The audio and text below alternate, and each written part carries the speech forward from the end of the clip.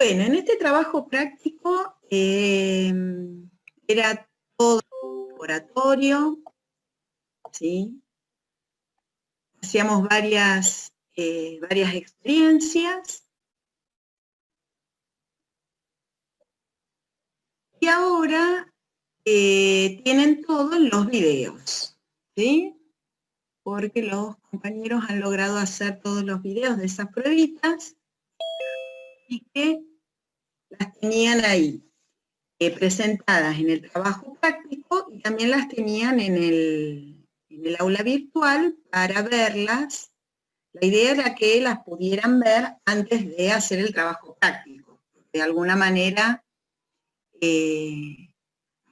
podían tener idea del procedimiento, ¿sí? Así que bueno, ¿han podido ver los videos de cada una de las pruebas? A ver cómo les... ¿Sí? Son cortitos, son pruebas así muy cortitas, muy sencillas de hacer. Creo que tienen por ahí bastante fundamento por debajo, ¿no?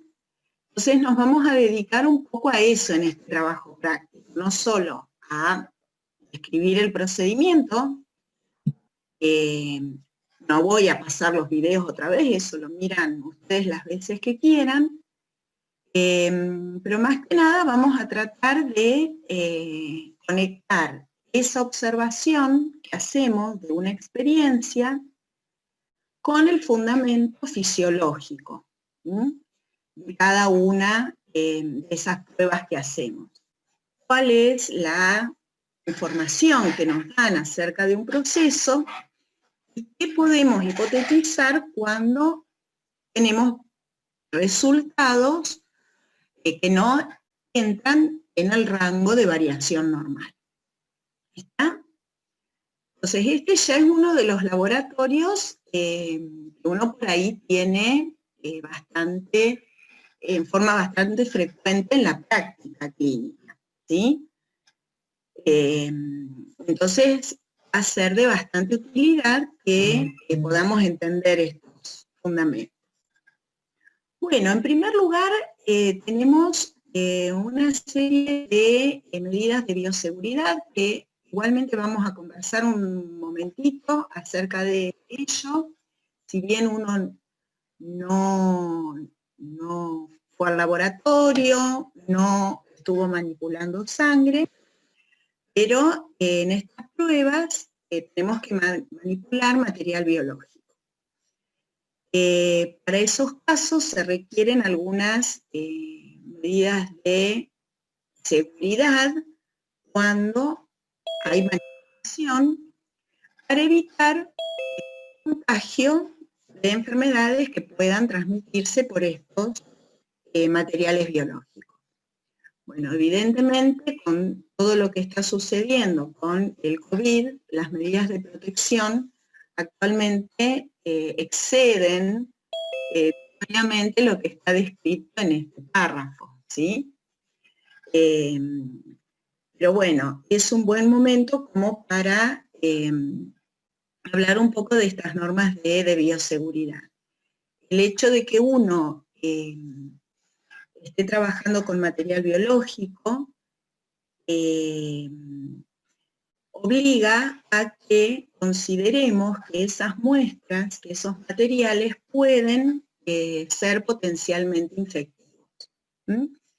Entonces, mínimamente hay que tomar ciertos recaudos para evitar el contagio. No solo para evitar el contagio, sino para trabajar correctamente, para trabajar sin miedo, para poder atender al paciente de la forma correcta, y para hacer nuestro trabajo de la mejor manera posible.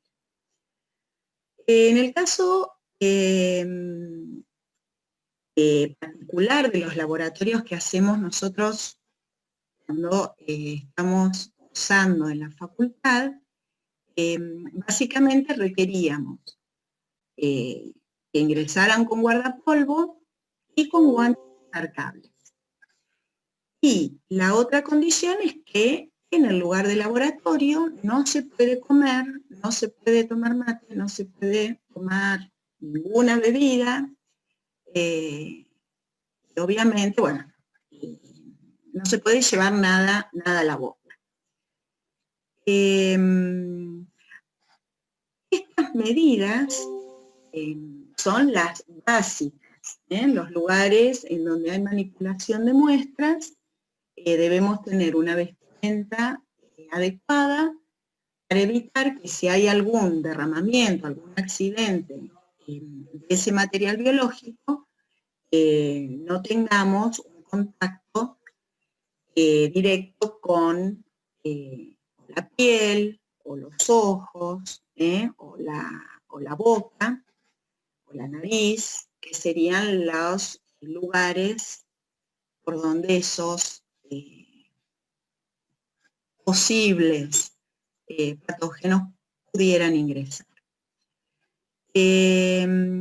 Igualmente, en el momento en que podamos acceder al laboratorio, esperemos que el año que viene podamos vernos allá, vamos también a reforzar un poco el tema de medidas de bioseguridad. Pero bueno, al menos saber que tenemos que comportarnos de cierta manera y tomar ciertos recaudos por el tipo de tareas que vamos a estar haciendo, ¿sí? Bien. Una de las pruebas, pasamos directamente a la prueba del torniquete o prueba del lazo. A ver, acá explica muy rápidamente el procedimiento. ¿Cómo se realiza la prueba? ¿Sí? Esto es lo que ustedes han visto claramente en el video. ¿Sí? De presión en el antebrazo, se insufla el manguito para llegar a una presión entre la sistólica y la diastólica, y ahí lo tenemos 5 minutos. Y luego se examina la zona distal. Bueno, la prueba es muy sencilla, y lo que hay que observar es si se han producido petequias. Entonces, lo primero que le preguntamos es qué son las petequias y por qué se producen, como una manera de ponernos de acuerdo en lo que tenemos que observar. Entonces, en este caso lo que estamos haciendo es una prueba de laboratorio en el paciente, ¿sí? En donde tenemos que hacer una observación. Esa observación que tenemos que hacer es identificar si hay o no hay petequias. Entonces, encontraron qué son las petequias, cómo las pueden describir, y a ver si alguien puede explicar por qué se producen. Cualquiera que quiera hablar, vaya activando el micrófono. Apago la cámara. Bueno. Las petequias son puntos redondos y chiquitos, color púrpura o marrón, y se da debido al sangrado debajo de, o sea, en el tejido subcutáneo, por los vasos del tejido subcutáneo. Y se puede dar por un traumatismo, o también se puede dar por un trastorno en la coagulación de sangre. Bueno, a ver, bien, bueno, vamos orientados. Tamaño de esas manchas, de esas puntos rojos, púrpuras. Es menor a 4 milímetros.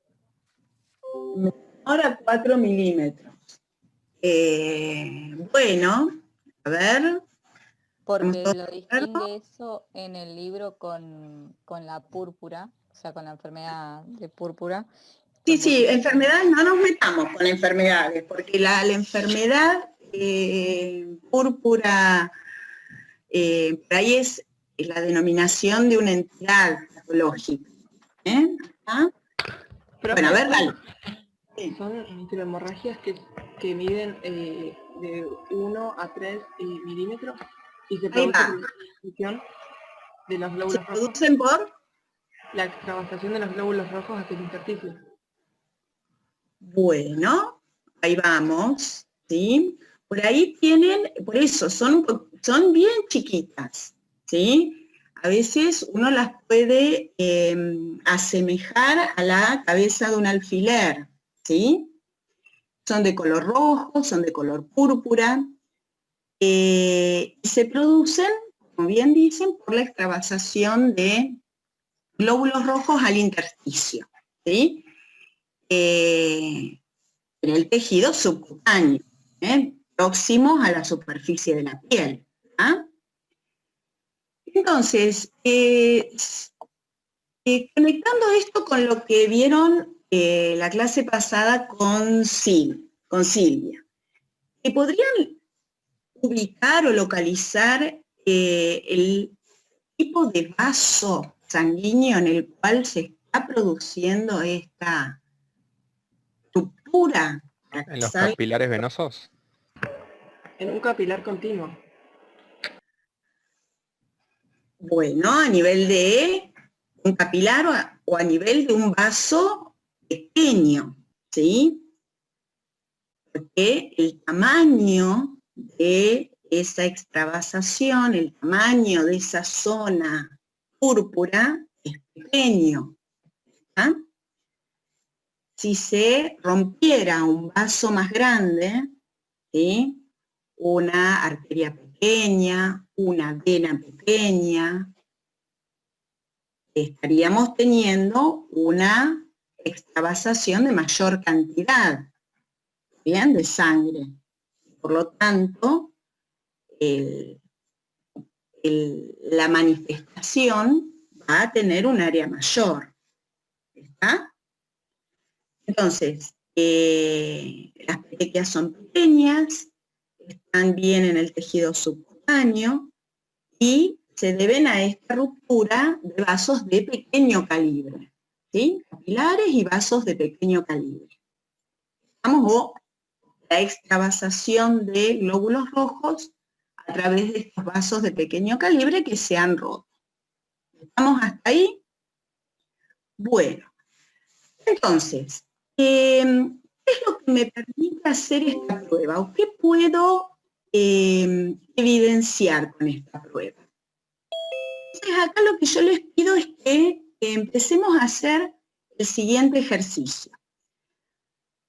Porque esto lo vamos a ver, lo vamos a ejercitar mucho en fisiología. Vamos a partir o de pruebas de laboratorio o de signos y síntomas de un paciente en un caso clínico o de alguna otra observación que tengamos, y a partir de esa observación vamos a tener que dar una explicación de un proceso que no lo podemos ver.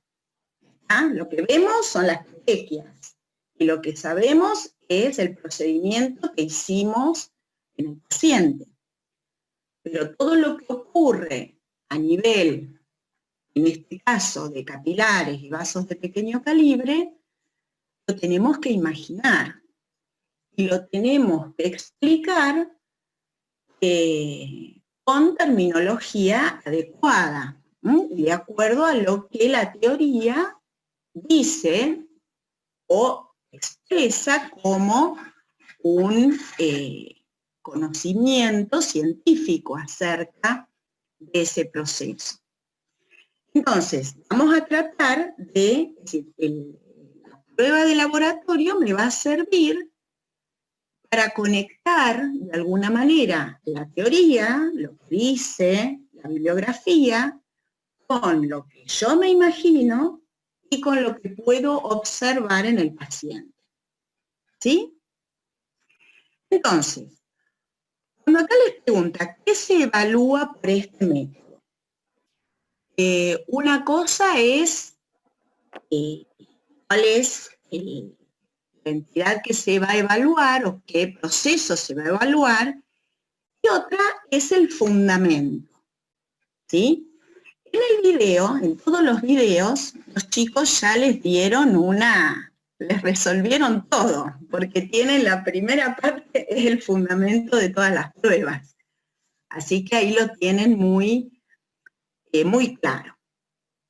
Pero me gustaría que lo volviéramos a conversar.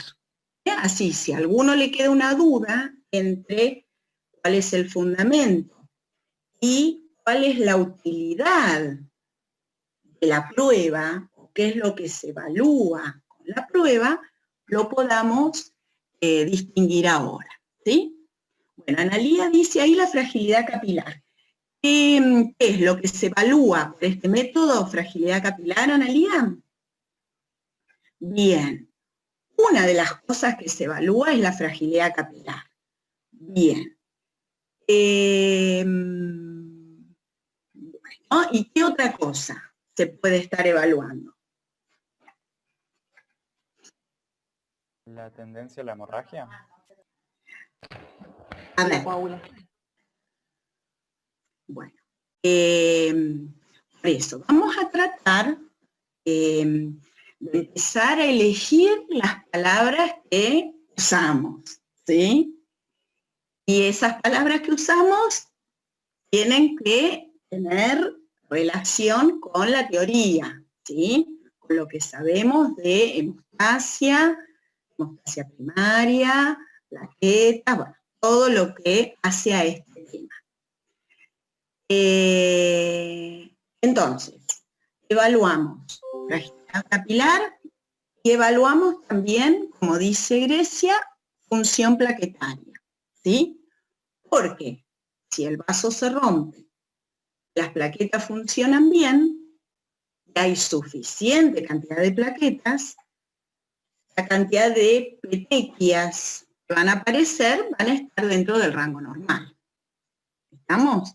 Entonces, estamos evaluando fragilidad capilar, que no esté aumentada, función plaquetaria, es decir, que las plaquetas estén funcionando bien, y también cantidad plaquetaria, ¿sí? A veces función plaquetaria y cantidad puede parecer lo mismo, pero ahora vamos a ver en otros ejemplos que por ahí pueden estar disociados. ¿Está? Bien. Bueno. También puede ser permeabilidad vascular. Ojo, que permeabilidad se refiere a que cambia las uniones intercelulares entre esas células endoteliales y la composición de ese líquido intravascular cambia.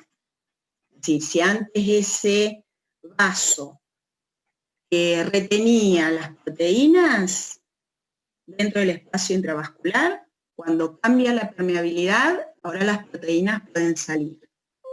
Eso no es fragilidad capilar. La fragilidad es que se rompa, la tendencia que tiene la pared de un vaso a romperse, ¿sí? Y esa tendencia a romperse tiene que ver con cuestiones estructurales y cuestiones adquiridas, a lo mejor con procesos crónicos que se pueden dar en un paciente y que afectan principalmente al endotelio. Bueno, entonces vieron que ya, a pesar de que el video es cortito, es muy simple, lo que se empieza a complicar un poco es la explicación que le damos a las pruebas. ¿Estamos? Entonces, ¿qué se evalúa por este método? Fragilidad capilar y función plaquetaria. Con eso estamos bárbaros. Después pregunta, ¿es específico? ¿Qué entienden por esa pregunta? ¿Específico para qué?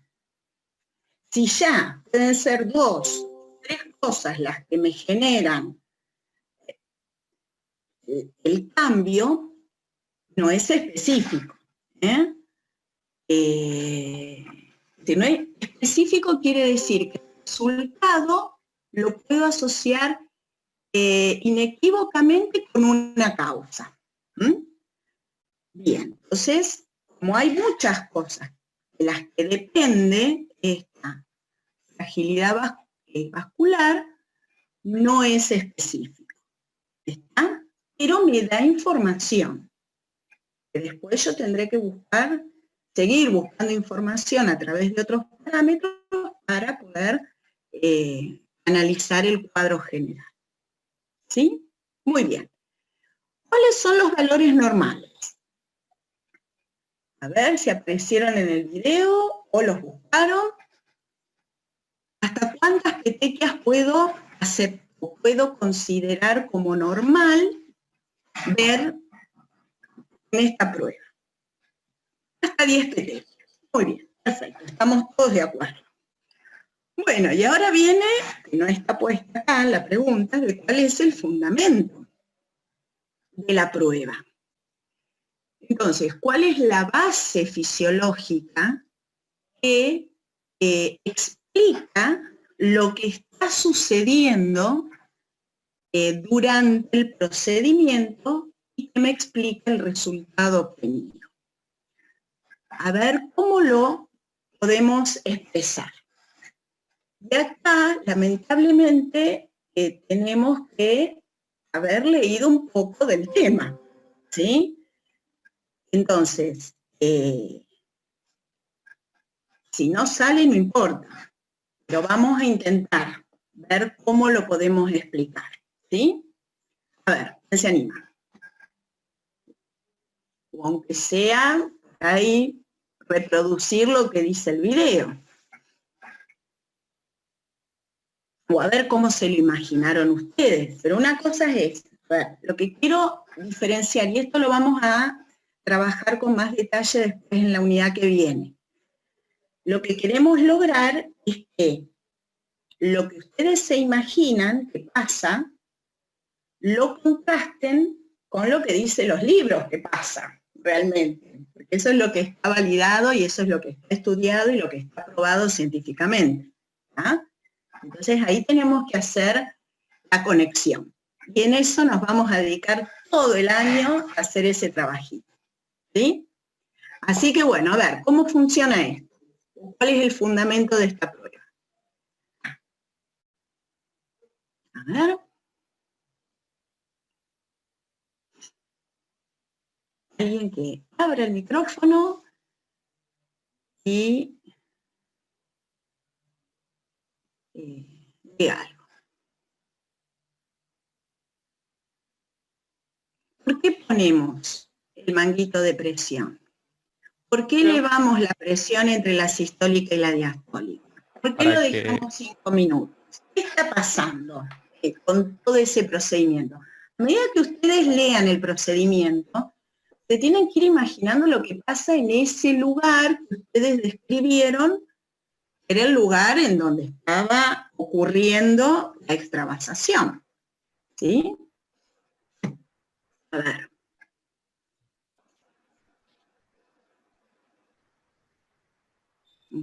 Lo de las presiones puede ser para que no haya retorno venoso y así se puedan distender los capilares. Bien, por ahí vamos, muy bien. ¿Qué pasa si yo inflo el manguito a una presión por encima de la presión sistólica?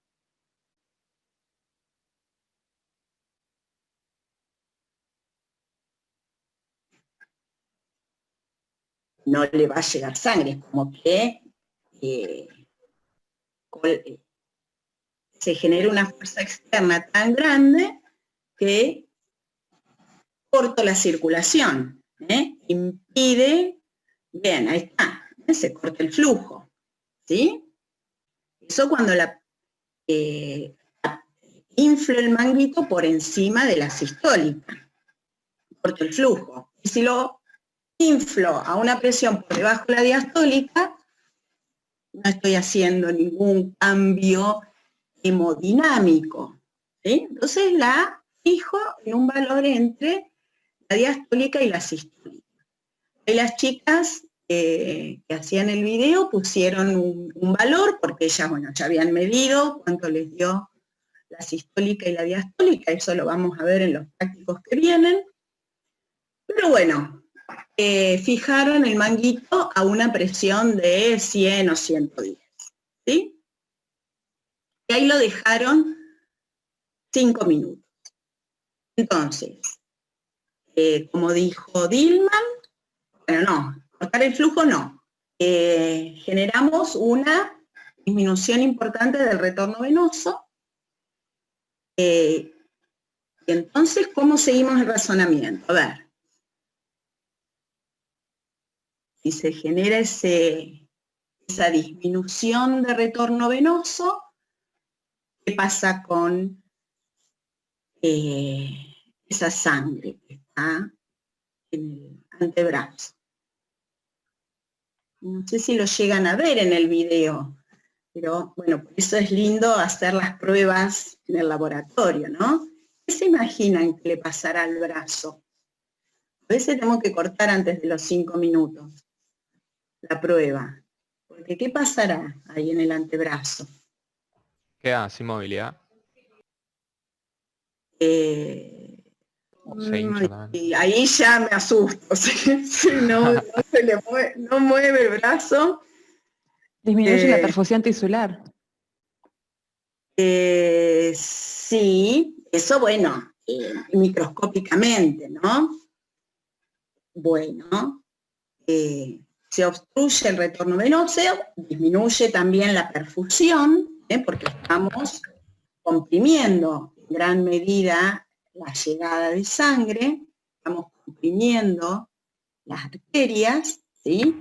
Hay una reducción del flujo sanguíneo que llega, no una obstrucción total, y hay una disminución importante del retorno venoso, ¿sí? Entonces, ¿qué ocurre en ese lecho microcirculatorio? Aumenta la presión hidrostática, dicen, dentro del capilar, ¿sí? ¿Lo ven a eso?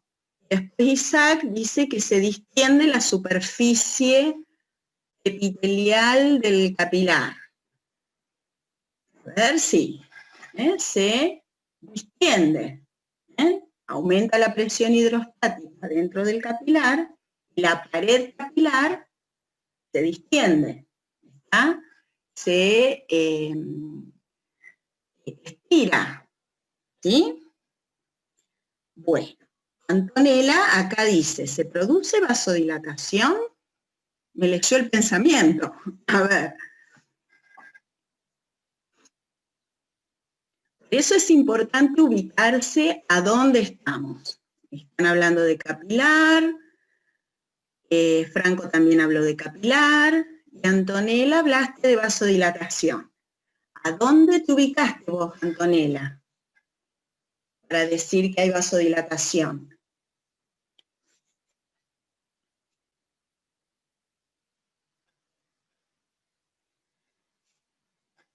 ¿Mm?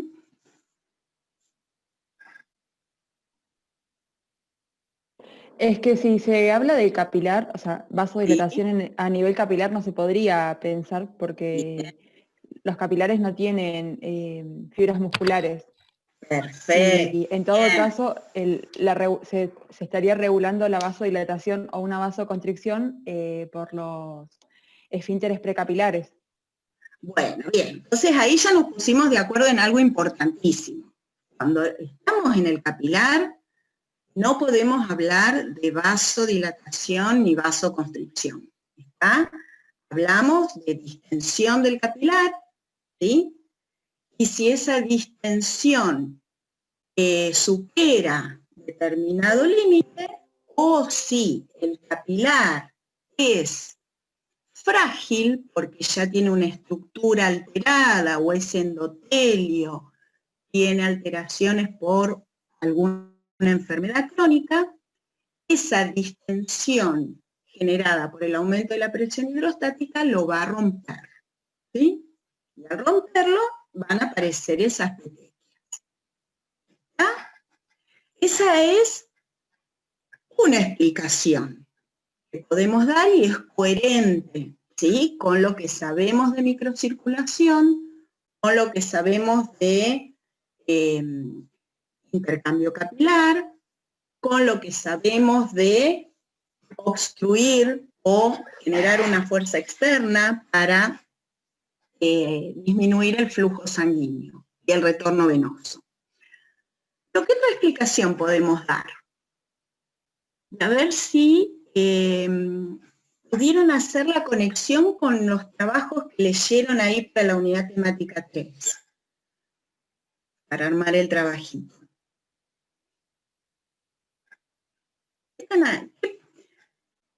¿Qué está pasando también cuando uno genera una resistencia externa desde el exterior, obviamente, y puede llegar a obstruir el flujo sanguíneo? ¿Sí? Ese es un modelo de estudio también. Cuando queremos ver cómo reacciona un tejido ante esa situación. ¿Cómo la llaman los textos a esa situación? Es decir, uno genera una presión externa durante un determinado tiempo, ¿sí? Pasa algo debido a esa presión externa, a ese manguito aplicado, y luego cuando lo libero, pasa algo. ¿Cómo se llama? ¿No es la hiperemia reactiva? Esa es la hiperemia reactiva. Esa es la hiperemia reactiva. ¿Sí? Bien. En esa situación, porque también podemos pensar que pasa eso, a veces uno está haciendo la prueba, el antebrazo se empieza a poner medio morado, ¿sí? Medio violeta, lo que nos está diciendo que el retorno venoso no está, no hay disminución de ese retorno venoso, la sangre venosa se está quedando en el lecho vascular y no fluye, ¿sí? Y eso me generaría que yo pudiera llegar a ver petequias mientras está puesto el manguito. Pero a veces pasa que cuando soltamos el manguito, empezamos a ver petequias ahí inmediatamente después de haber soltado el manguito. ¿Sí? ¿Y eso cómo lo explican? ¿Me siguen? También son petequias, pero ahí el mecanismo es otro. Cuando yo suelto esa presión externa, ¿qué le pasa ahora a otra estructura, no al capilar?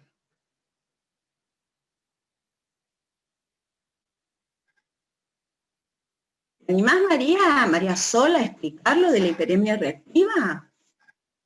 ¿Cómo era?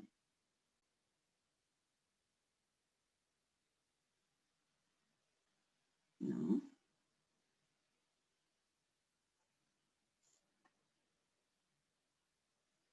Hola. Ay, me quedé yo sin voz.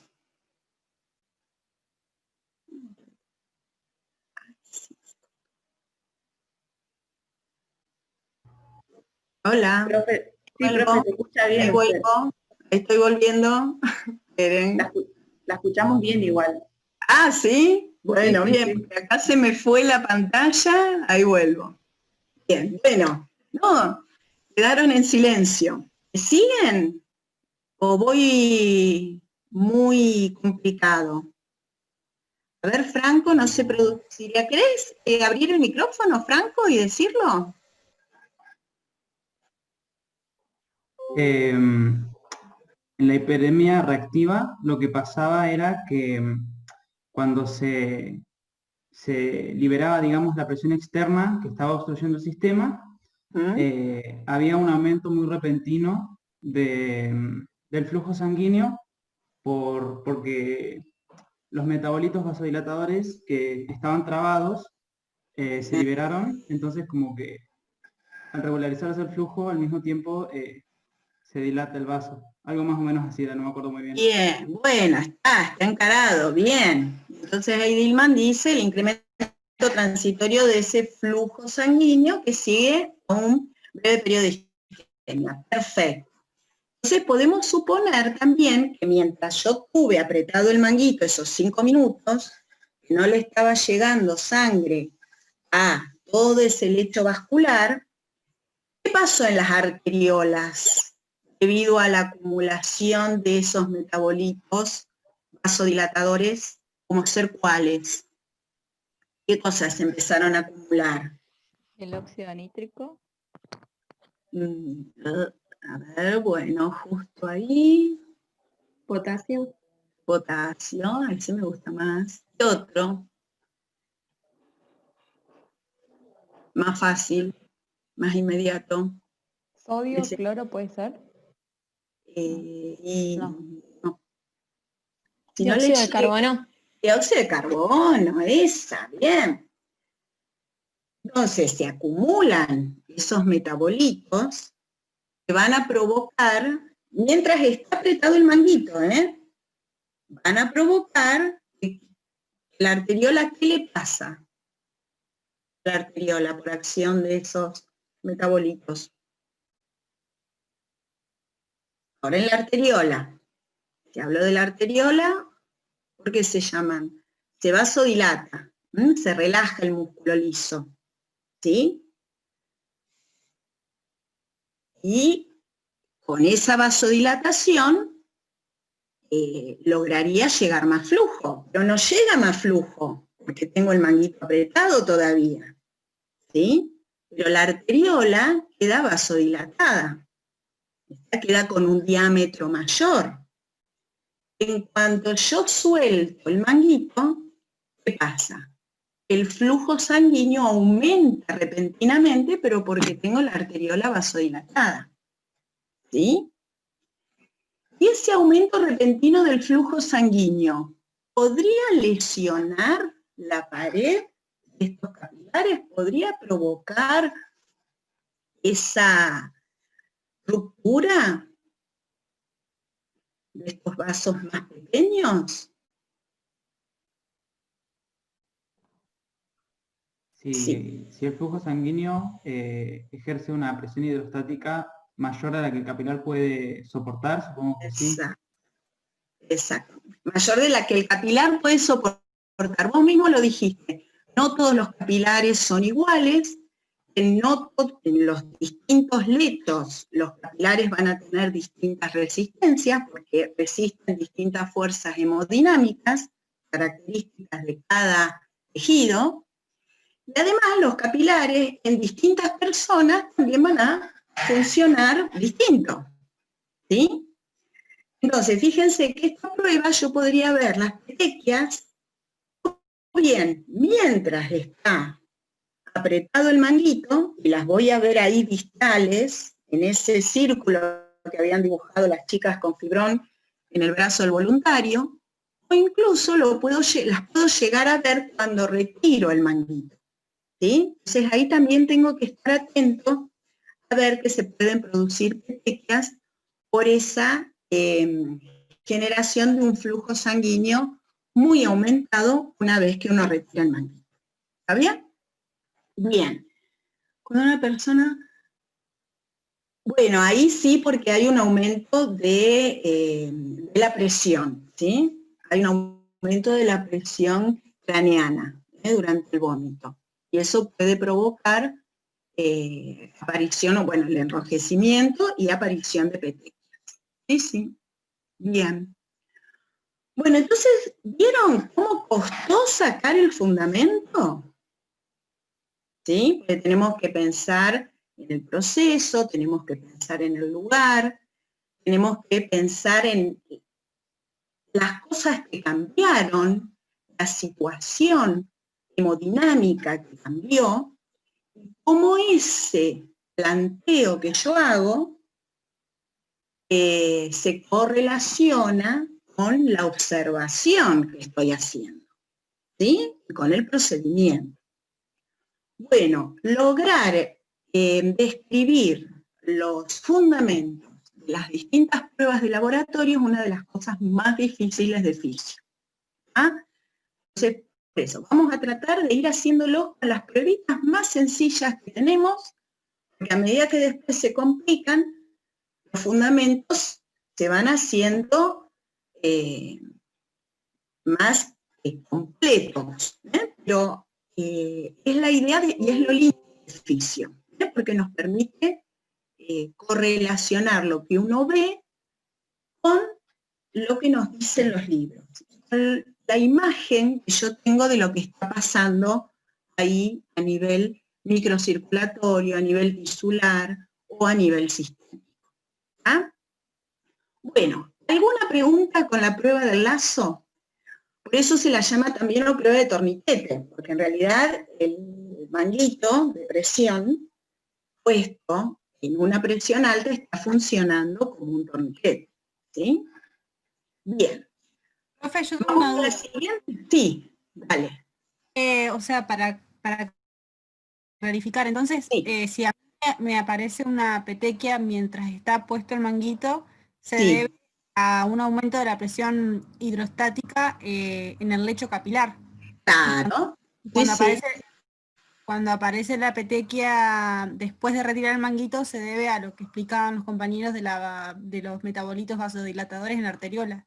Y en realidad se debe todo a lo mismo, se debe a que el capilar se rompe, ¿sí? Pues se está rompiendo el capilar, o los vasos de muy pequeño calibre. El tema es explicar por qué se rompe, y explicar quién generó ese aumento de presión hidrostática. ¿De dónde vino? Si vino por un aumento de la presión del lado venoso, por ausencia de retorno venoso, y eso generó un aumento retrógrado de la presión hidrostática, o bien fue porque aumentó repentinamente el flujo sanguíneo debido a la vasodilatación de la arteriola por acumulación de metabolitos vasodilatadores. ¿Sí? Es decir, o ves que se acumuló desde el lado venoso, o ves que vino un chorro de flujo enorme que generó ese aumento de flujo sanguíneo, generó el aumento de presión hidrostática. ¿Está? Son dos momentos distintos, son dos explicaciones diferentes que explican el mismo fenómeno, ¿sí? La ruptura del capilar. ¿Está? Sí, profe, gracias. Bien. Bueno, muy bien. Vamos entonces al tiempo de sangría, a la otra prueba. Acá también tienen la descripción de lo que usaron.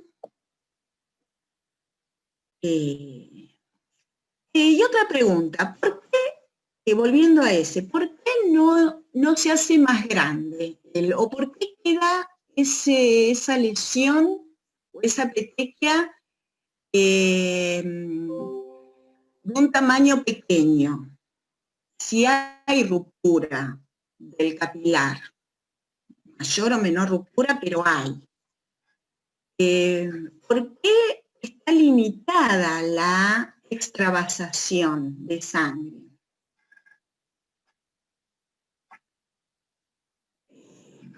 A ver, vía extrínseca es coagulación. No nos metimos en coagulación todavía, ¿sí? Tiene que ver más por esto, por la acción de las plaquetas. Pues estamos en el... Fíjense que son pocos minutos, 4 o 5 minutos en los que se forma esta petequia y no se agranda, ¿sí? Quiere decir que hay algo que está asegurando que todo vuelva al estado inicial, y tiene que ver con la acción de las plaquetas y la formación del tapón plaquetario. ¿Bien? Por eso decimos que la prueba del lazo no solo tiene que ver con las características de la pared del capilar, el endotelio y el subendotelio, sino tiene que ver con el funcionamiento de las plaquetas. Porque si no serían, por ahí, no serían petequias, sino serían, por ahí, manchas más grandes. ¿Sí? Bueno. En el tiempo de sangría usamos lancetas, vamos a provocar una lesión, ¿sí?, de un tamaño determinado, eso es la lanceta, y la lesión se produce en el lóbulo de la oreja, ¿sí?, de acuerdo a lo que vieron en el video. Entonces acá tienen otra vez la descripción de cómo fue la cosa. También muy sencilla la prueba.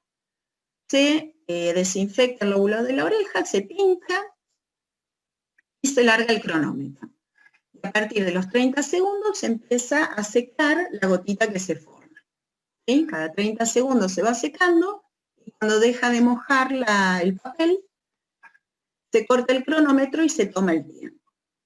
Bien, entonces, otra vez lo mismo. ¿Qué se evalúa con este método? ¿Cuáles son los valores normales?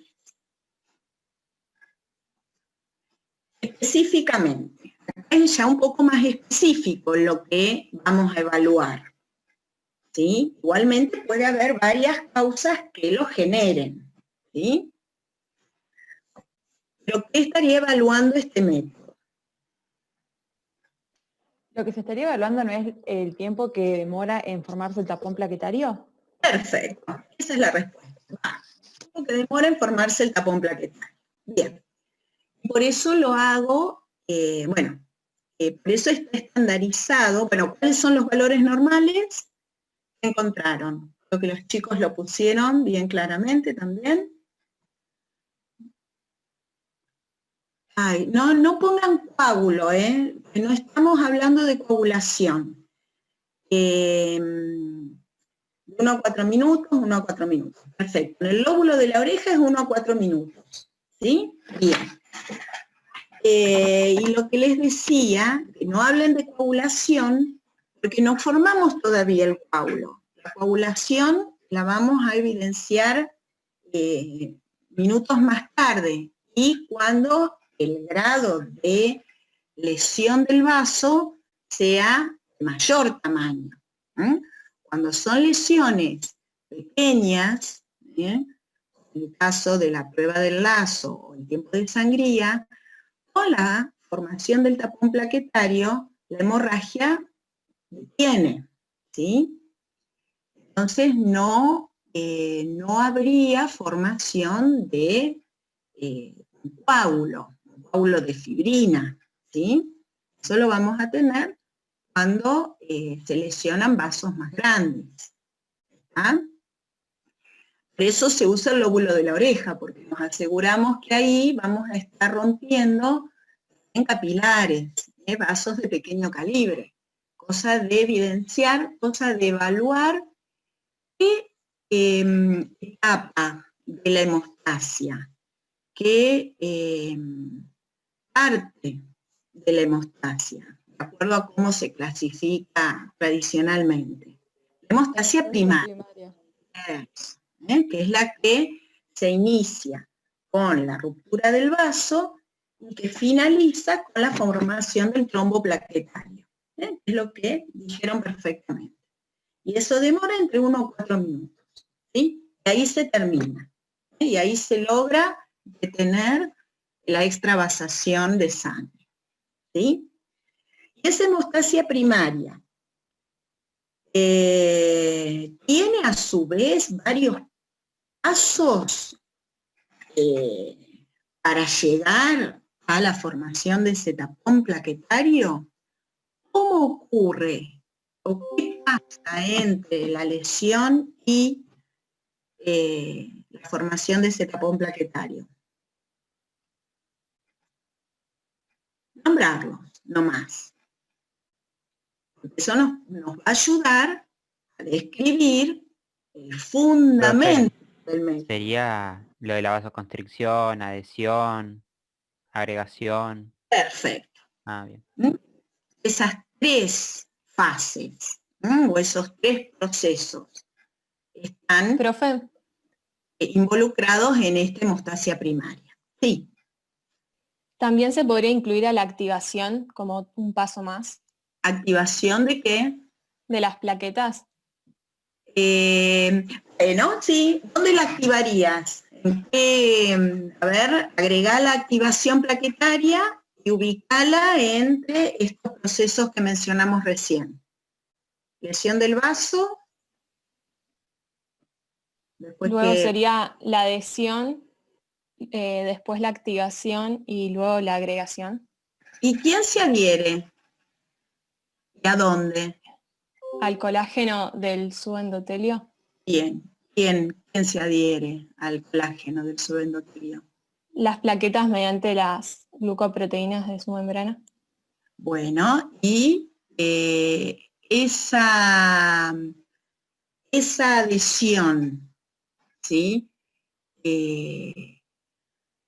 Por eso, esa interacción con las proteínas del subendotelio, ¿qué es lo que van a provocar en la plaqueta? La liberación del contenido de gránulos alfa y densos, como ADP me parece que eran. Bien. Profe, y para esa adhesión es importante también el factor von Willebrand, ¿no? Ajá, a Para ver, que ¿y dónde lo estabilice- ves? No, Bueno, o sea, para que entonces, estabilice, digamos, esa unión entre la glucoproteína y los filamentos, o sea, el colágeno. sí, esa es una de las funciones del von Willebrand. Bien. Bien, sí, en realidad por ahí podemos poner la activación plaquetaria probablemente antes de la adhesión, ¿sí? O conjuntamente con la adhesión, ¿sí? Porque requiere de esa interacción con estos proteínas de colágeno o con el von Willebrand que está en el subendotelio para que pueda activarse, cambiar de forma y generar la exocitosis de los gránulos, ¿sí?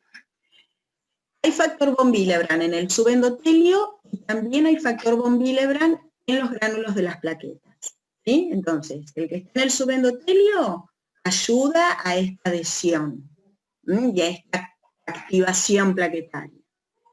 Y cuando se activan y libera los gránulos que contienen las plaquetas, ese von Willebrand es el que participa después para estabilizar los puentes entre plaquetas. ¿Junto con qué otra proteína se meten ahí entre los puentes entre las plaquetas durante ya la agregación? ¿El fibrinógeno? No, la fibrina ya, no, fibrina no, es coagulación. Ha parecido, no es la fibrina ya es el producto, es el precursor de la fibrina. No, trombina no. Todo eso es coagulación, che. ¿Cuál es el factor 1? Sería el 2 y la trombina. ¿Cuál es el 1? Ya que están con la nomenclatura de la... El fibrinógeno, ese. ¿De dónde está el fibrinógeno?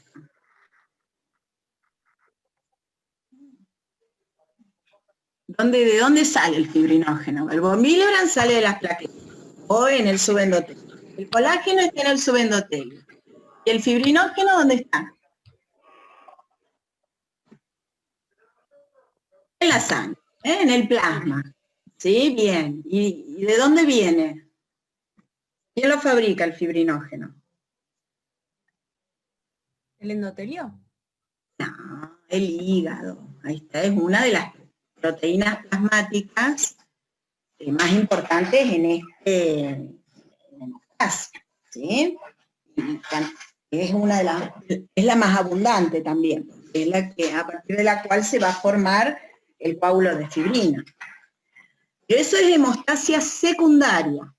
Fíjense que en esta primera parte, en esta hemostasia primaria, donde se está formando el trombo plaquetario, se logra detener la extravasación, pero además ya les está quedando el fibrinógeno en la región en donde se produjo la lesión. Es decir, se está acumulando el fibrinógeno en el lugar de la lesión. De manera que cuando ahora vayamos, se pueda, en etapas sucesivas, si se siguen liberando factores de las plaquetas, se activen las vías extrínseca e intrínseca de la coagulación, ese fibrinógeno va a pasar a fibrina. Ahí, in situ, en esa malla de plaquetas. Y ahí se va a formar recién el coágulo, ¿sí? O el coágulo de fibrina. Está más o menos, pero fibrina, coágulo, lo denominamos al producto de la coagulación. ¿Ah? Bueno, muy bien, ¿sí? Entonces, con esto que dijimos, ya de la vasoconstricción, de la adhesión, activación plaquetaria y agregación, estaríamos explicando el fundamento de esta prueba. Por eso su valor normal es de 1 a 4 minutos, entre el momento en que genero la lesión y el momento en que se detiene el sangrado. En ese tiempo ocurrió todo eso que explicaron. ¿Está? Si todos los pasos ocurren de forma normal, ese tiempo de sangría va a dar entre 2 y 4 minutos. Ahora, a ver si viene si está la pregunta esa. Si obtengo un valor, no, ya va a ser tiempo de coagulación. Si obtengo un valor prolongado de ese tiempo de sangría, por ejemplo, 10 minutos, no pongamos 5 para no tener ahí a lo mejor algún error, no largó el cronómetro o pasó algo técnico. 10 minutos del tiempo de sangría. ¿Qué puedo decir? ¿Qué puedo sospechar? ¿O qué hipótesis puedo hacer de cuál es el problema? ¿O por qué da prolongado? ¿Puede ser que haya una disfunción plaquetaria? Bueno, bien, las plaquetas por algo no están funcionando bien, ¿sí? ¿De fibrinógeno, profe? ¿Cómo? ¿Un déficit de fibrinógeno? Pero vos lo verías en esta prueba, ¿afectaría el tiempo de hemorragia si tuvieras un déficit de fibrinógeno?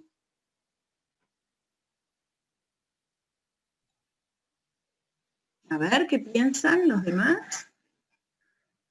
¿Podrían Sí, ¿no? estar disminuidas las glucoproteínas de la plaqueta? Miren, vamos a terminar con el fibrinógeno, así no nos dispersamos. Es correcto que el fibrinógeno participa en esa formación de los puentes entre las plaquetas. Ahora, vos me estás diciendo un déficit de fibrinógeno. Yo lo vería... No, porque lo que se ven son las consecuencias, no se ve lo que está pasando. No. A ver... ¿participa el fibrinógeno en algún paso de esta secuencia? ¿Relacionado a las plaquetas? ¿Cómo? Sí, las plaquetas dijimos que si da prolongado puede haber un mal funcionamiento de las plaquetas. Bien, entonces estamos de acuerdo. Después otra compañera habló del fibrinógeno. Me interesa que discutamos a ver por qué sí o por qué no. Porque es lógica la pregunta de ella. ¿Sí? Si el fibrinógeno participa en hacer los puentes, si tengo un déficit de fibrinógeno, no se pueden hacer los puentes, no hay agregación, el tiempo de sangría me da prolongado. Es lógica, es coherente la explicación. ¿Están todos de acuerdo con eso? Si hay un déficit de fibrinógeno, yo vería una prolongación del tiempo de sangría, un tiempo de sangría de 10 minutos.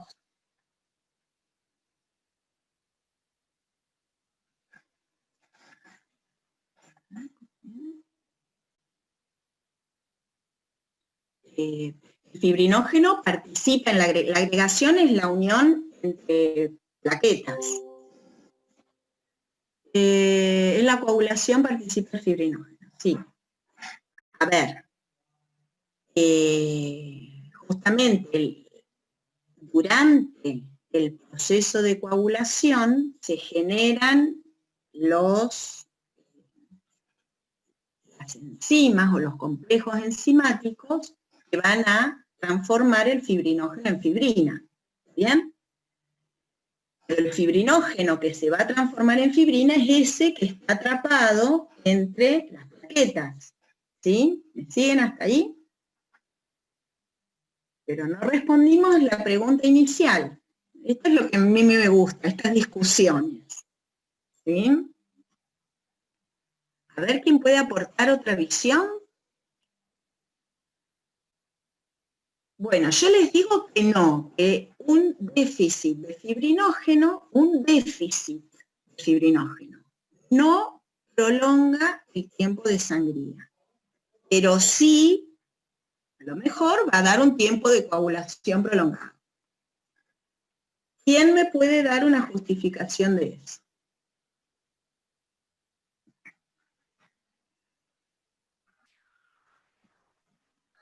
¿Vamos ahí? ¿Hay alguien? ¿Profe, puede repetir? Volviendo a eso del fibrinógeno y el tiempo de sangría, yo les digo, en mi experiencia, un fibrinógeno no modifica el tiempo de sangría. ¿Por qué? Es decir, puede que yo después confirme que ese paciente tiene la mitad del fibrinógeno normal, el tiempo de sangría le da normal, el tiempo de coagulación sí le da prolongado. Es decir, el déficit de fibrinógeno se ve o se afecta la prueba de coagulación, pero no la prueba del tiempo de sangría. ¿Por qué?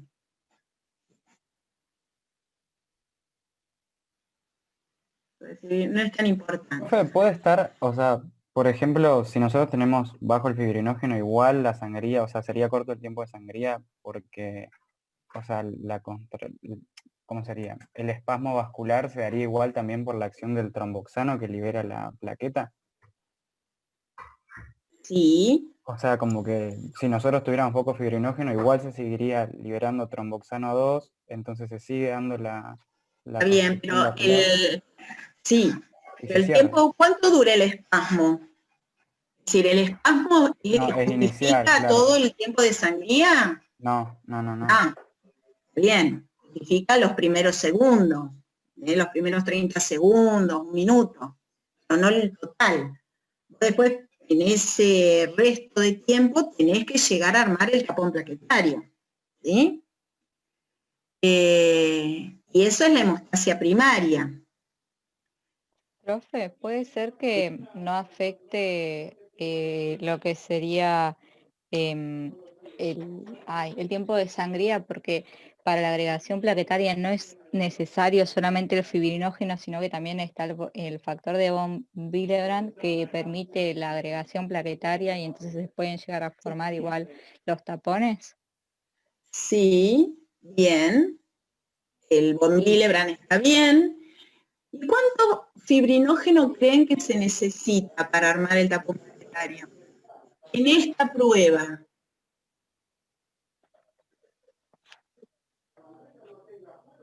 Mucho, poco.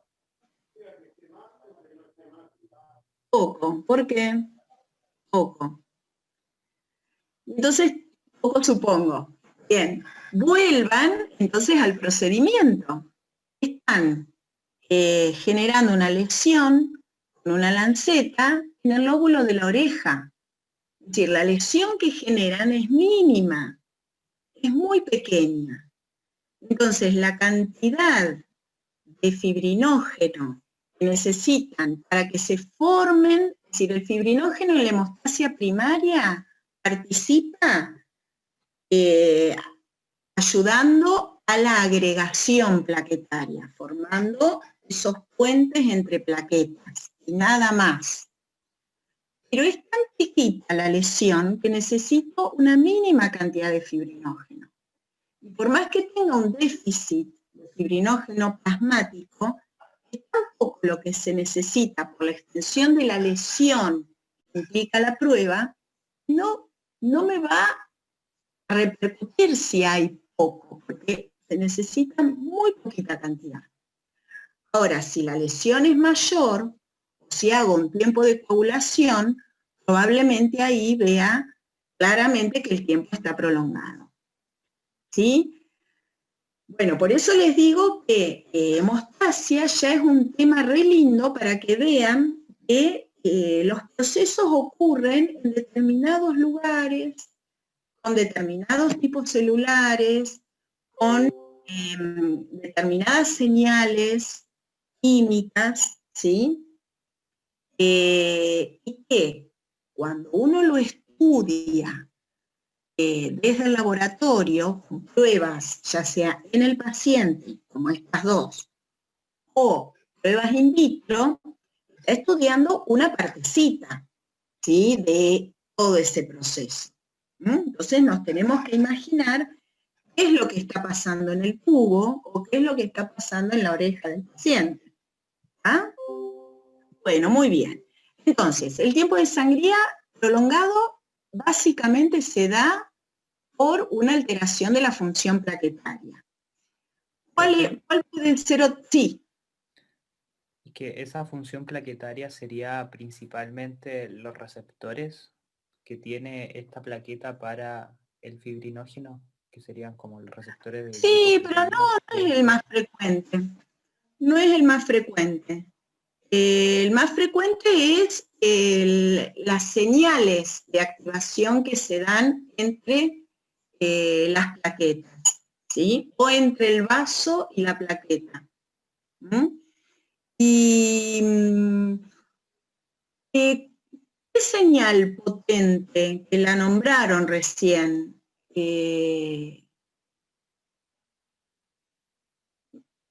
Dijeron que se produce, es decir, la produce también la misma plaqueta activada y genera agregación del resto de las plaquetas. Cuando la plaqueta se une al colágeno y se activa, en esa degranulación libera una sustancia que es un potente vasoconstrictor que prolonga ese espasmo vascular, es también un potente agregante plaquetario, es decir, que atrae. ¿Qué hay en esos gránulos? ¿Cuál es la molécula de señalización? Es un potente vasoconstrictor que actúa ahí. ¿Cómo? El tromboxano es el tromboxano 2, ¿sí? Bien. Ese es un potente agregante plaquetario, ¿sí? Y vasoconstrictor. ¿Saben alguna manera de bloquear la producción de tromboxano 2?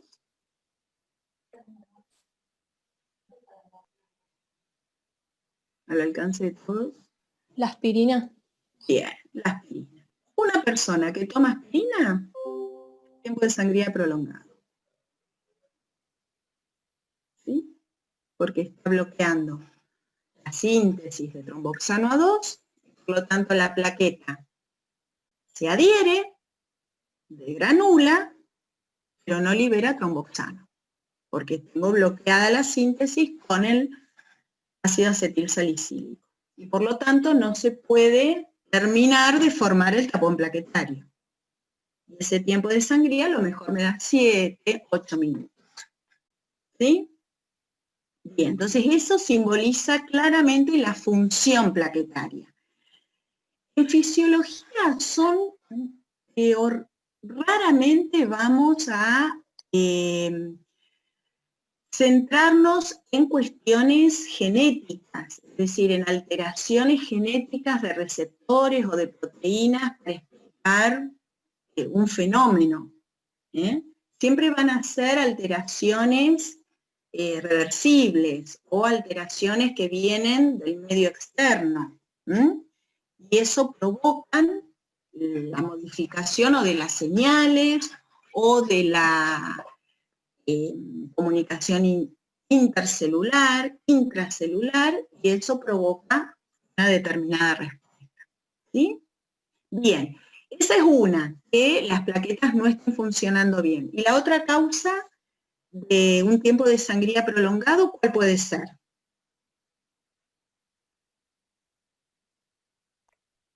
Las plaquetas funcionan bien, pero ¿cuál puede ser? Disminución del recuento. Hay pocas, tal cual, hay pocas. Y eso como lo veo con un recuento de plaquetas. O sea, al hacer el recuento de plaquetas, se ve que da abajo. ¿Está bien? Bueno, vamos a meterle pata porque hicimos 2 preguntas nada más. Pero bueno, me parece que sirve esta manera. Hay que ir desmenuzando las cosas. Bueno, tiempo de coagulación de sangre entera, lo vieron en el video. Ahora sí, evaluamos con este método. Es un método in vitro. ¿Y qué vamos a evaluar? La formación del coágulo. La formación del coágulo, o el proceso de coagulación. Ahora sí lo podemos decir claramente. Bien. Coagulación, ¿es lo mismo que hemostasia secundaria? La primaria fue esta, ¿no? De formar el trombo plaquetario. Cuando yo hablo de coagulación, ¿hablo de hemostasia secundaria? Sí. A ver, yo digo que no.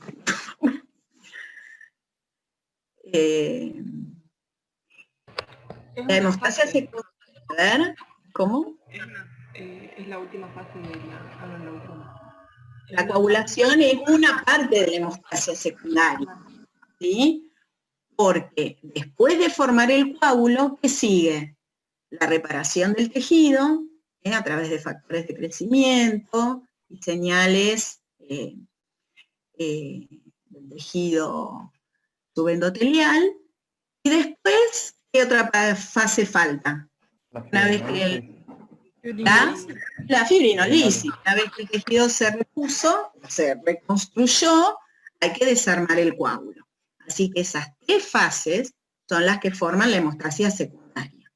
Coagulación es solo una. ¿Sí? Bien. Bueno, entonces, evalúa el proceso de coagulación. ¿Cuáles son los valores normales? ¿Qué pusimos ahí en el video? Vamos, así hacemos la tablita y ya terminamos. Los valores normales del tiempo de coagulación. ¿Cuánto tiempo desde que la sangre entra? Esto se hace en tubo. Yo le tengo que sacar sangre al paciente, tengo los tubitos preparados, 1 centímetro de sangre en cada tubo, lo mando al baño.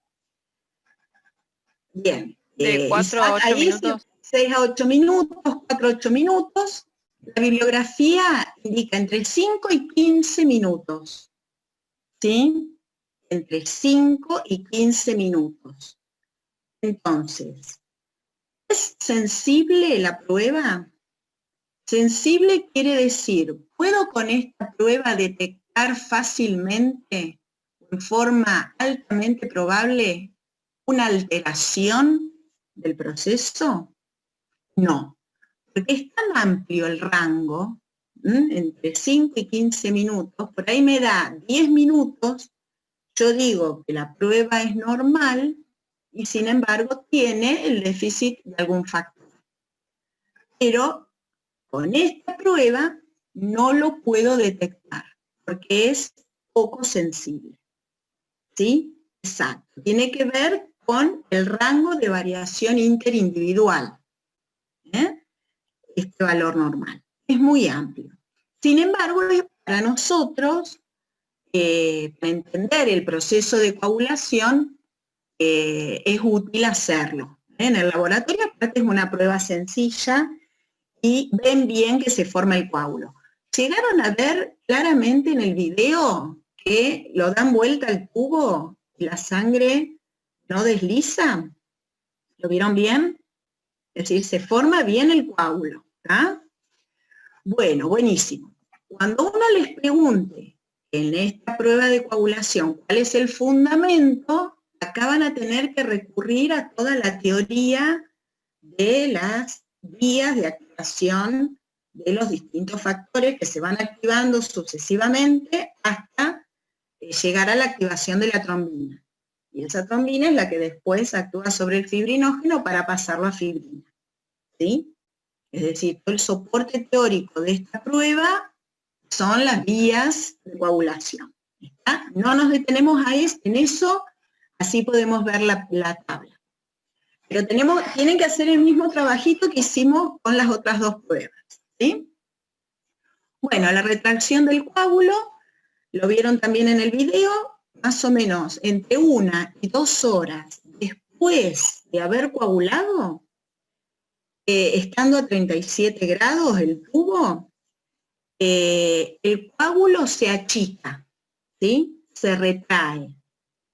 Y entre ese coágulo y el vidrio, o por encima del coágulo, se ve ese líquido amarillo, que ya no contiene los factores de coagulación, porque están todos activados en el coágulo, eso se lo denomina suero. Entonces, esa prueba de retracción de coágulo tiene que ver también con el funcionamiento de las plaquetas. Lo que a mí me interesa de la retracción del coágulo es que puedo obtener el suero, que es ese líquido intravascular que tiene todos los solutos que tiene el plasma, lo único que le falta son los factores de coagulación. ¿Sí? Bueno, muy bien. Que son esas preguntitas que les hace ahí. Bueno, y después, en la última prueba, lo que hacíamos es enfrentar esa sangre que uno saca con la jeringa, antes de ponerla en el tubo de vidrio, ya tiene preparado 8 tubos que van a ir o a distintas temperaturas o va a contener una gotita de distintas sustancias. Vamos a ver cómo modifican, cómo interfieren con el tiempo de coagulación. Eso se llama la prueba de aceleración y retardo del tiempo de coagulación. Entonces, miren que les voy a compartir ahora. Dejo de compartir un momentito esta y vamos a elaborar la tabla. Dejo de compartir. Así vemos esta.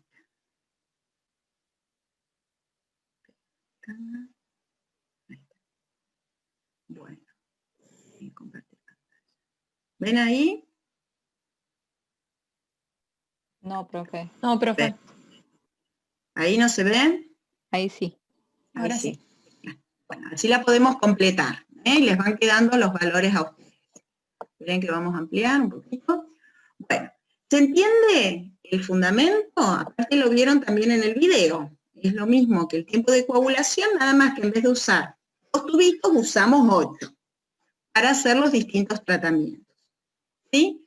Entonces, el tubo 1 iba a estar a 37 grados, ¿verdad? Que es la condición en la que se hace normalmente la prueba. El tubo 2 iba a estar en frío, el tubo 3 iba a estar a 40 grados, en el tubo 4 poníamos heparina, en el tubo 5 dicumarol, en el tubo 6 citrato, en el 7 ETA y en el 8 ETA, y en el 8 una sola cloruro de calcio. Bueno, entonces, hipótesis. Para el primer tubo, ¿qué resultado espero obtener de tiempo de coagulación? ¿Qué hipótesis haría? O si quieren ya, a ver qué, a 50. Bien, 50. Cambiamos. Sí, porque 40 es muy cerquita de 35. Ahí está. Bueno, en el tubo 1, ¿Cuál es la hipótesis?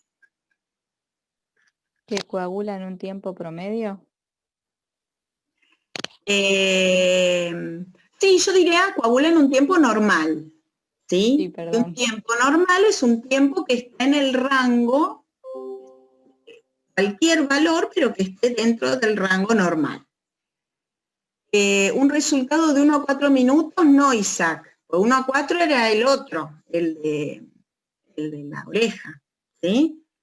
Esto es coagulación de sangre entera, que habían dicho entre 4 y 8 minutos, pero que la bibliografía pueden encontrar entre 5 y 15 minutos. Así que bueno, pongámosle entonces acá la hipótesis, observo un valor normal. Un valor normal. ¿Sí? Por ejemplo, ¿cuánto le ponemos? 7 minutos. 7 minutos, claro. Porque así después podemos comparar los otros valores. ¿Qué va a pasar con el tubo que está en un baño de hielo? ¿Sí? Que lo tenían ahí separadita las chicas en un bañito con hielo. ¿Qué pasaba? Las chicas mostraban que los tubos habían coagulado, los que estaban en el baño, en este baño y en este baño, ¿y qué pasaba con el que estaba enfermo? Tarda más en coagular.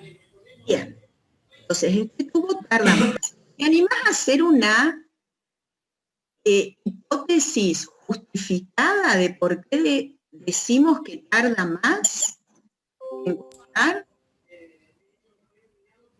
En realidad yo no sé si estará bien, pero lo pensaba ¿Vale? como... No importa, son hipótesis. Que las proteínas, digamos, o sea, la trombina y todo lo que participa en la coagulación se desnaturaliza a temperatura, ¿puede ser?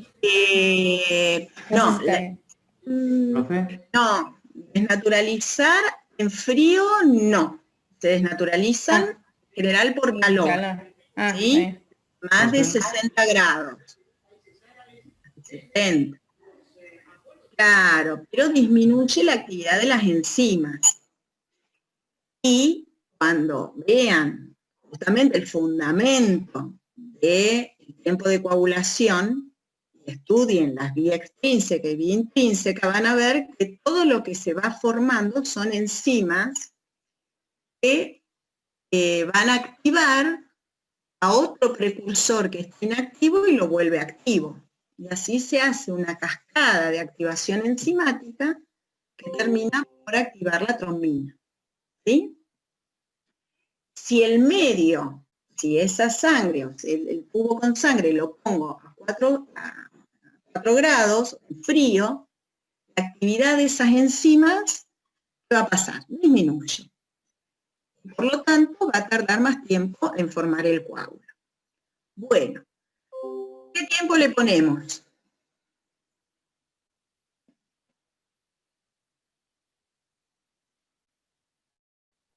¿20 minutos?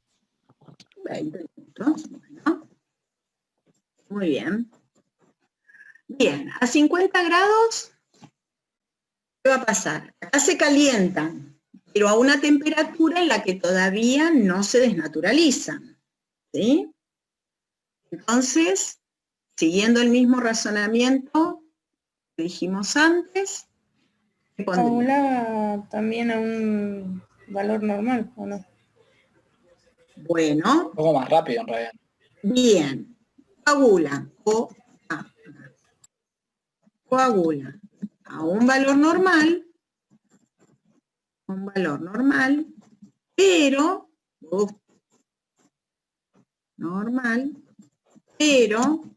más rápido que 1.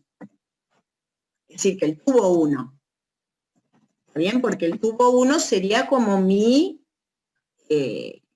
control, como mi situación normal. ¿Está bien? ¿Qué valor le pondríamos? 5 minutos. 5 minutos, bien. Bárbaro. Profe, una consulta. Es Sí. como decía una compañera que se acelera la actividad enzimática en este caso. Exacto, exactamente. Sí, sí. Gracias. El efecto que tiene la temperatura sobre la actividad enzimática en cualquier sistema. Y como la cascada de coagulación son todas enzimas que se van activando y van activando al factor siguiente, está terriblemente influenciado por la temperatura. Menor temperatura, menor actividad enzimática, tiempos más largos. Mayor temperatura, mayor actividad enzimática, coagulantes. ¿Sí? Bien.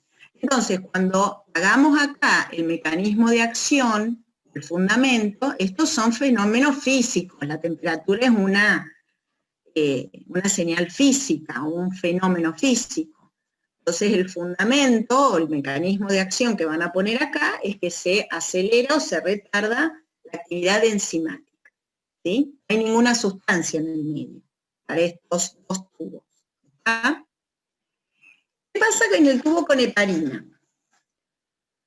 No va a coagular. No coagula.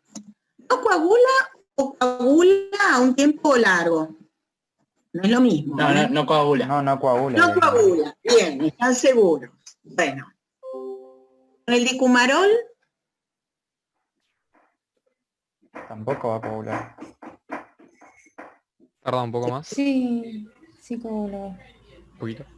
Y coagula. ¿sí o no? Bueno, a ver quién me hace una hipótesis con el dicumarol. Completa, justificada. ¿Qué saben del dicumarol? ¿Para qué se usa? ¿Qué propiedad tiene? Es un anticoagulante. Ah, acá bien. Pedro dice que es un anticoagulante. Bueno, entonces, si es un anticoagulante, ¿qué le vamos a poner? No coagula. Una hipótesis, nos podemos equivocar acá, ¿eh? Que tarda más tiempo o no coagula. Anticoagulante sería lo mismo que con la heparina, o sea, no. Entonces no coagula. Bueno, no coagula. Bien, con el citrato.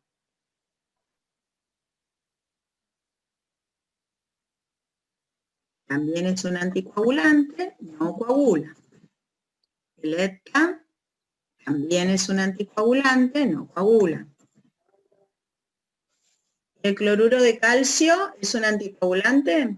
No, es un procoagulante. Procoagulante, entonces coagula. Acelera el tiempo. Y acelera. Ajá. Bien. Ponemos un tiempo. 3 minutos. 3 minutos. Vale. Bien. Bueno, nos queda analizar entonces estos 4 anticoagulantes, ¿sí? Si realmente los tubos no coagularon, y el mecanismo, ¿por qué? ¿Cómo actuaron para inhibir esa coagulación? Entonces, si ustedes después ven los resultados en el video, con heparina no coagula y no va a coagular nunca. El tubo que tiene dicumarol coaguló prácticamente a los 7 minutos, ¿sí? Como el control normal. El citrato y el ETA no coagula.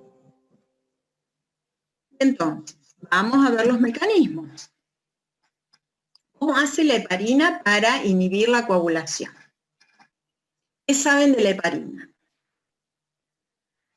¿No inhibe la producción de trombina? O yo me acuerdo que afectaba la trombina, pero no me acuerdo bien si era que... Bien, bueno, ahí, por ahí está el lugar donde actúa. Pero específicamente el mecanismo es que acelera la actividad de la antitrombina 3. ¿Sí? Porque por cada factor o por cada componente con actividad procoagulante se genera también una señal, una molécula que inhibe a ese activador de la coagulación. De esa manera se obtiene, digamos, un balance entre las moléculas procoagulantes y las anticoagulantes. Y eso asegura que esa coagulación tenga un límite, tenga un freno. Entonces, uno de los frenos es la antitrombina 3, que va a inhibir la acción de la trombina.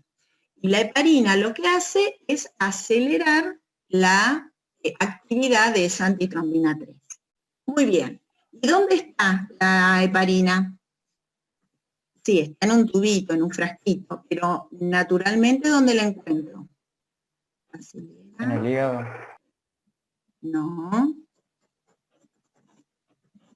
¿Dónde está la heparina, amor? ¿Dónde? ¿La heparina dónde está normalmente? Normalmente. Normalmente. En la ¿Eh? En el vampiro. Le ponía. ¿Pero qué preguntó? ¿Dónde están normalmente? En el cuerpo, sí. La heparina. La heparina es el anticoagulante, el único anticoagulante natural que tenemos. El único anticoagulante natural, sí, fisiológico, ¿no? Es decir, obviamente están todas estas moléculas, la antitrombina 3, ¿Profe? el inhibidor del factor tisular, pero como molécula anticoagulante, la heparina es la endógena. Bien, secretan los mastocitos, muy bien los basófilos. Nombramos en el curso de todo este laboratorio a esas células, mastocitos y basófilos. No. No. ¿Dónde las vamos a nombrar? ¿Dónde las vamos a hacer participar? El linfático, en el proceso inmune, ¿sí? Inflamatorio.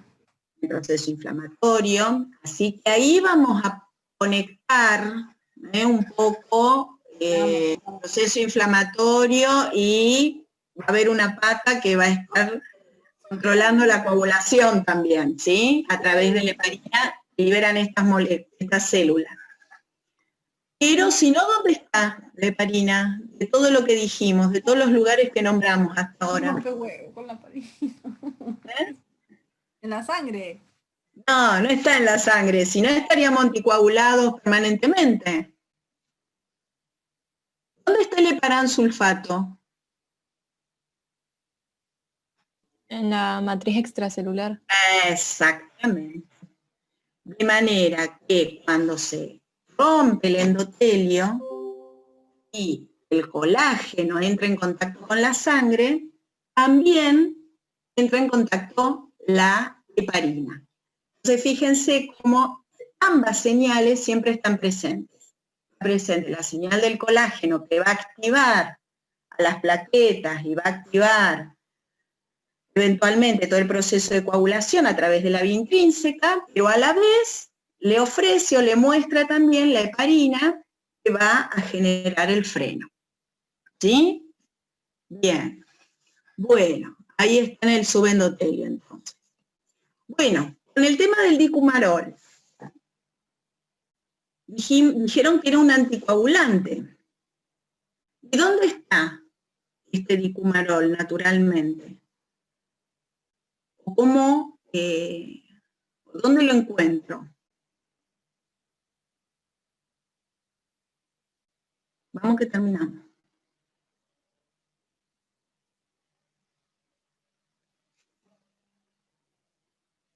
Vamos. Profe, entonces la heparina, ¿dónde estaba? Ahí, en la matriz extracelular, en el subendotelio.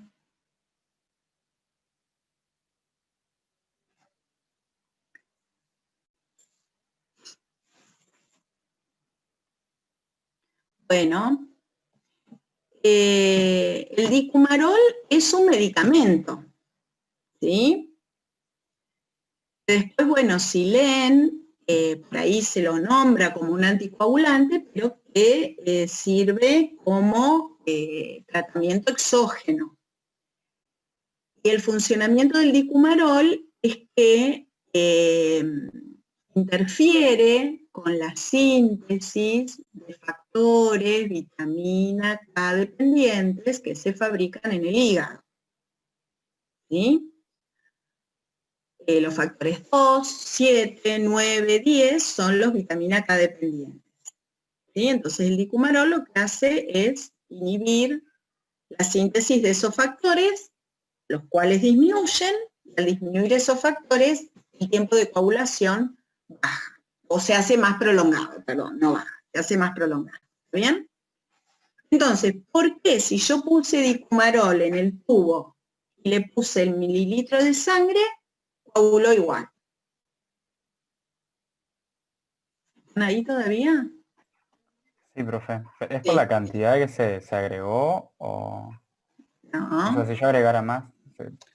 Porque la inhibición la hace en el hígado donde se sintetizan los factores de coagulación. Perfecto, bien ahí, estamos bien, perfecto. Es decir, no funciona in vitro el dicumarol. Necesita ser incorporado al organismo y el lugar de acción del dicumarol es el hígado. ¿Está bien? Interfiere con la síntesis hepática del factor. Yo en la sangre que le saqué al paciente tengo los niveles normales de factores, ¿sí? Porque el dicumarol no lo había tomado el paciente, lo puse en el tubo. ¿Está bien? Así que bueno, hay que estar atento a todos los detalles de la situación. Entonces el dicumarol actúa como anticoagulante in vivo. A nivel hepático. ¿Está bien? Bueno, y los otros dos, el citrato y el beta, ¿qué hacen? Esto por ahí en química lo han visto, en bioquímica. ¿Qué hacen estas dos moléculas? ¿Puede hacer un ambiente ácido? Sí, pero en general los cambios de acidez no generan demasiada alteración de la coagulación.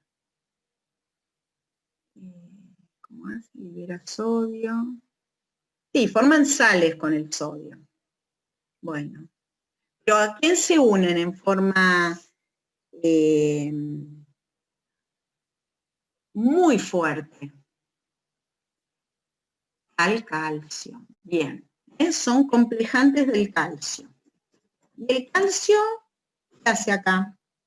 Compleja calcio. ¿Interviene en la activación del complejo 10? Bien, interviene en la activación de todos esos complejos enzimáticos, los tenasa, protrombinasa, en todas las fases, prácticamente de activación de factores, se necesita el calcio, ¿sí? Complejan, quelan el calcio, es lo mismo, muy bien.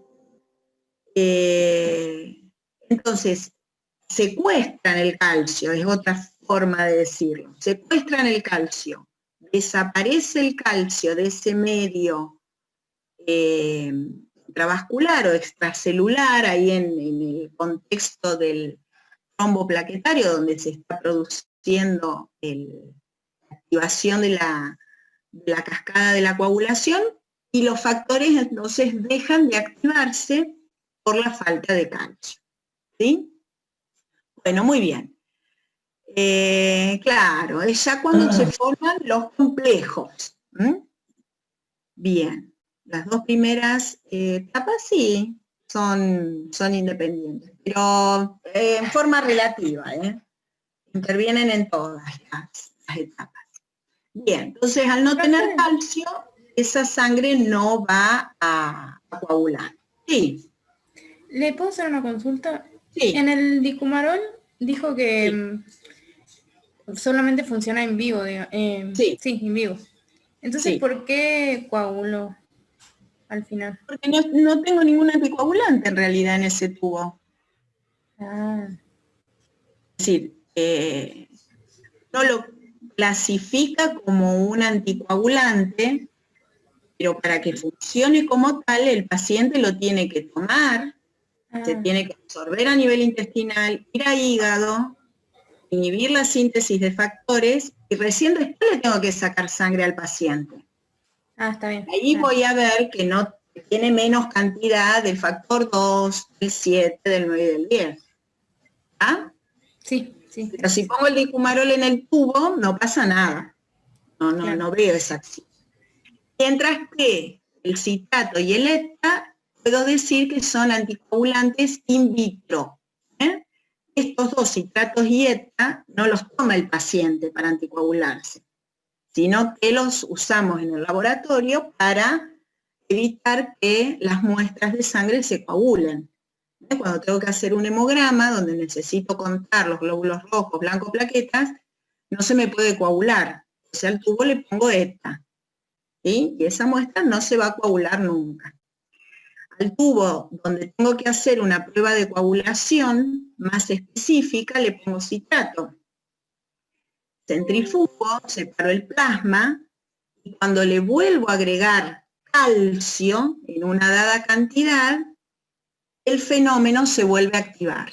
Y entonces puedo medir cuánto tiempo demora en formarse la malla de fibrina. Esas son otras pruebas como el TP o el KPTT. ¿Sí? Bueno, y entonces volviendo a la última parte, ya estamos, ya nos vamos. Qué largo que se hizo. Yo digo, hoy vamos a ir como un bólido. Bueno, es la aplicación que es el coagulograma. ¿Sí? Parámetros bioquímicos relacionados con la hemostasia. Este es el informe de un estudio complementario que se pide, el médico pide al laboratorio, que es el coagulograma completo. Incluye tiempo de coagulación, tiempo de sangría, tiempo de protrombina, KPTT y recuento de plaquetas.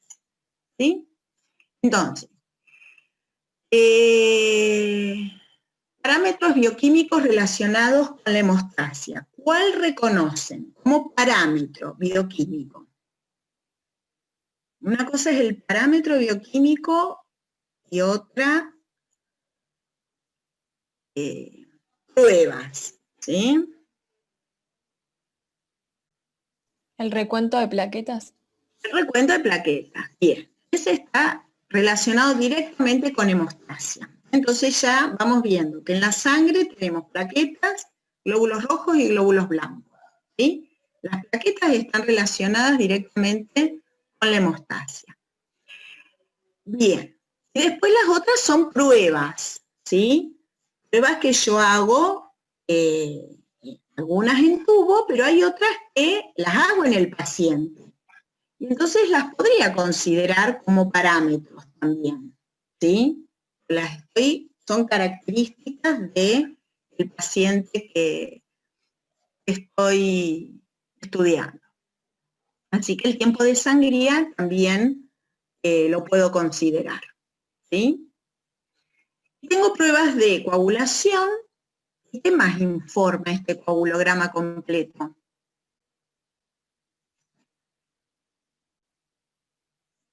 Por ahí no las mencionamos en el TP.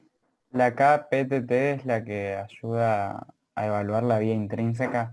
Perfecto, el KPTT, sí, vía intrínseca, muy bien. Y el otro, el tiempo de protrombina, ¿cuál evaluará? Extrínseca. La extrínseca. Así que son otras dos pruebas que se hacen con otros reactivos, como les dije, con una muestra citratada y que después se le agrega calcio y se obtienen estos tiempos. El reactivo tiene una constitución tal que en un caso permite evaluar la vía extrínseca y en el caso de la PTT, la vía intrínseca. Así que estas dos, ¿consideran ustedes que serán más sensibles que el tiempo de coagulación? ¿O el tiempo de coagulación es mejor que el TP y el KPTT? No, son más sensibles. Claro, más sensibles. Claro, fíjense los tiempos que miden, 13 segundos, 100%. El valor de referencia está en este porcentaje. Y miren el rango del KPTT, entre 30 y 40 segundos. Entonces es mucho más probable que si hay una alteración en alguno de los factores de la vía intrínseca, esta prueba me dé prolongada y la pueda detectar. Y a lo mejor ese paciente con esa alteración, si le hago nada más un tiempo de coagulación, no lo veo. ¿Sí? Bien. Dice, si hay otros métodos para evaluar, existen otros métodos, y por qué no están en este coagulograma completo. Esa vía intrínseca, a su vez, depende de factores, de algunos factores de coagulación, de uno, varios.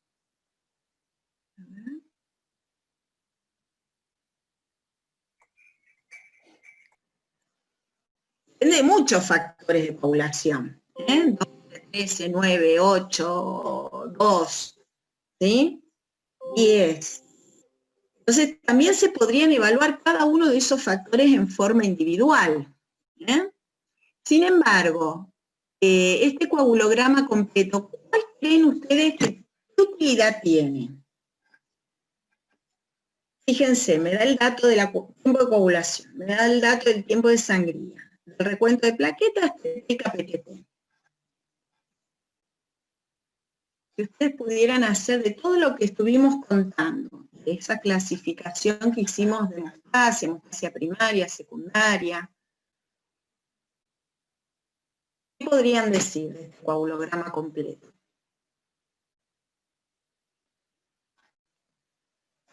Y nos da una evaluación general de la hemostasia tanto primaria como secundaria, ¿no? Bien, ahí va. Da una evaluación global, preliminar, ¿sí? Completa de la hemostasia primaria y secundaria. ¿Bien? Si yo detecto un recuento de plaquetas bajo o un tiempo de sangría prolongado, puedo estar sospechando alteraciones en la hemostasia primaria. Ahí sí puedo pedir más pruebas. Haré una prueba del torniquete, haré una prueba de activación de plaquetas, haré otras, pruebas de adhesión plaquetaria, a ver dónde está el problema. Le pregunto a ver si tomó aspirina en los últimos días. ¿Ah? Y el TT y el KPTT me están evaluando la coagulación. Y si el paciente no presenta hematomas, no presenta sangrados espontáneos, y estos tiempos de coagulación dan normales, yo puedo inferir que la vía de coagulación, esa parte de la hemostasia primaria, está funcionando en forma adecuada. Ahora bien, si alguno de estos tiempos me da prolongado, puedo empezar a pedir específicamente cada uno de los factores que intervienen en estas vías, ¿sí? Para ver dónde se encuentra el problema. ¿Bien? Pero no es necesario hacerlo con tanto detalle cuando uno necesita evaluar en forma global, general, el proceso, la hemostasia. ¿Cuándo se pide un coagulograma completo?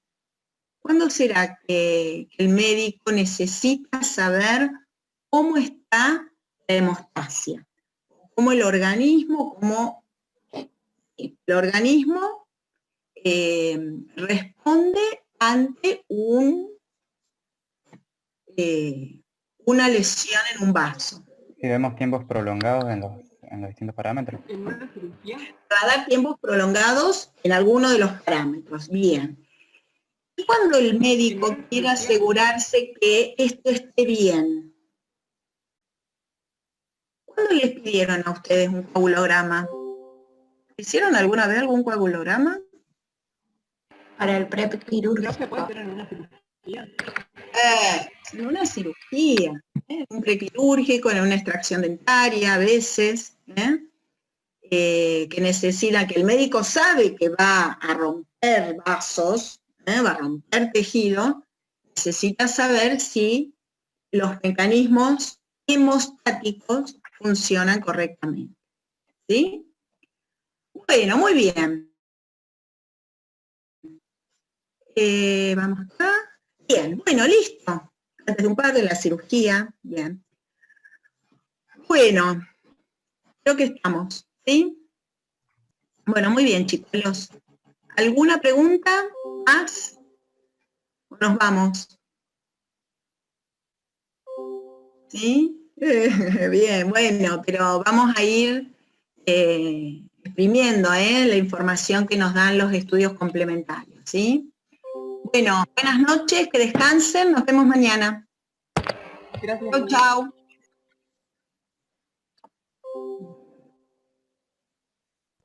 Chao, profe, hasta luego. Vale, chau, chau. Profe, ¿puedo hacerle una preguntita del backup? Si puede ser posible. Sí. Sí. Porque el cuadro, cuando nos del pide 3, hacer ¿no? el cuadro, ¿cómo? Sí, del 3, sí. Sí, el 3.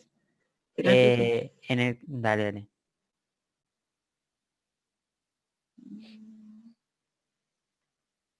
Ahí va, sí. Bien, en el caso del cuadro, como tiene que tener 2 entradas, mi pregunta era si una de esas entradas puede dividirse.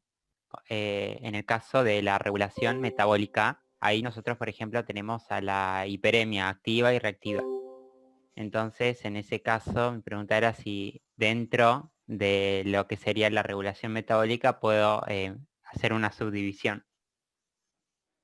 Sí, vos podés hacer lo que quieras, mientras mantengamos la consigna, ¿sí? Bien. Eventualmente, en la devolución hacemos la corrección, pero si vos crees que uno puede hacerlo lo que quiere, obviamente en un ítem, si vos tenés que desglosar componentes de ese ítem para que quede más clara la comparación, sí, Claro, obvio que se puede hacer. Sí, sí. está bien. Sí. Buenísimo entonces, porque si no es como que trataba de construirlo de una manera que no los, o sea, para no subdividirlo, justamente para No, y se respetar te eso. complica, se Claro, mezcla todo. entonces, sí.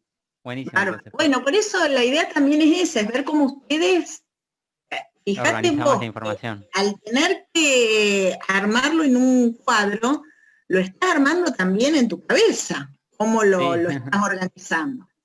Así que un poco la idea es esa, ¿sí? Bueno, Así que buenísimo. bárbaro, bien, muy bien. Dale. Bueno, profe, muchas gracias. Esa era la duda. Bueno, nos vemos. Hasta luego. Gracias por la Chau, clase. chau. Bueno, ¿listo? Cierro todo.